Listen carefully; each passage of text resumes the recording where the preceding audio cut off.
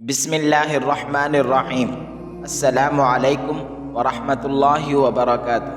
ناظرین محترم، آج ہم قرآن مجید سے ایک ایسا واقعہ لے کر آئے ہیں جو صرف بنی اسرائیل کی کہانی نہیں بلکہ آج بھی ہم میں سے ہر ایک کے لیے ایک آئینہ ہے۔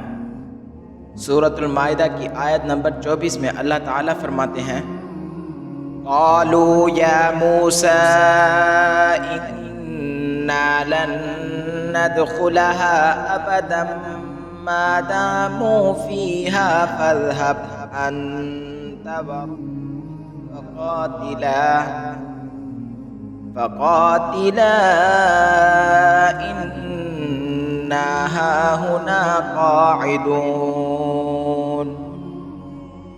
وہ کہنے لگے، اے موسیٰ، جب تک وہ لوگ اس ملک میں موجود ہیں ہم ہرگز اس میں قدم نہیں رکھیں گے۔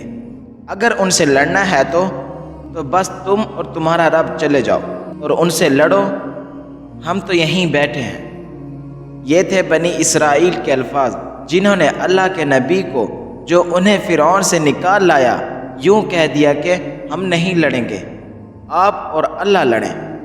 یہ بزدلی نہیں بلکہ ایمان کی کمزوری تھی جس پر اللہ تعالیٰ نے 40 سال کے لیے صحرا میں بھٹکنے کی سزا دی۔ اب آئیے آج کی طرف۔ ناظرین، آج بھی جب دین کی بات آتی ہے، چاہے وہ نماز ہو، داڑھی ہو، پردہ ہو یا جہاد کی بات ہو، تو ہم میں سے اکثر کے لہجے وہی بن جاتے ہیں۔ یہ مولوی کیوں بول رہے ہیں؟ فتویٰ کس نے دے دیا؟ ہم کیوں لڑیں؟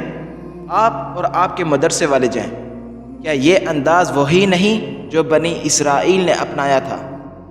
چند دن پہلے پاکستان میں جہاد کا ایک فتویٰ آیا جسے کچھ لوگ سیاسی کہہ کر رد کر رہے ہیں، کچھ کہہ رہے ہیں یہ ہمارا مسئلہ نہیں۔ لیکن سوال یہ ہے، کیا ہم نے کبھی اللہ سے پوچھا، یا اللہ ہم کیا کر سکتے ہیں؟ ہم کس طرف کھڑے ہیں؟ یاد رکھیں، اسلام کا اصل جہاد صرف تلوار سے نہیں بلکہ زبان، قلم، کردار اور نیت سے بھی ہوتا ہے۔ اور اصل بات یہ ہے، اللہ کے دین کے ساتھ کھڑے ہو جانا، اس کے خلاف نہیں۔ حضرت موسیٰ کی قوم کو اللہ نے صرف بزدلی کی وجہ سے 40 سال بھٹکنے دیا۔ اگر ہم بھی دین کے کام سے پیچھے ہٹے رہے تو کیا ہمیں بھی بھٹکنے والوں میں شامل نہ کر دیا جائے گا؟ اللہ ہمیں بیداری عطا فرمائے، سچ کو سچ سمجھنے اور قبول کرنے کی توفیق دے، اور اپنے نبی کے دین کا سچا مددگار بنائے، نہ کہ بنی اسرائیل جیسا تماشائی۔ جزاکم اللہ خیرا، والسلام علیکم ورحمۃ اللہ وبرکاتہ۔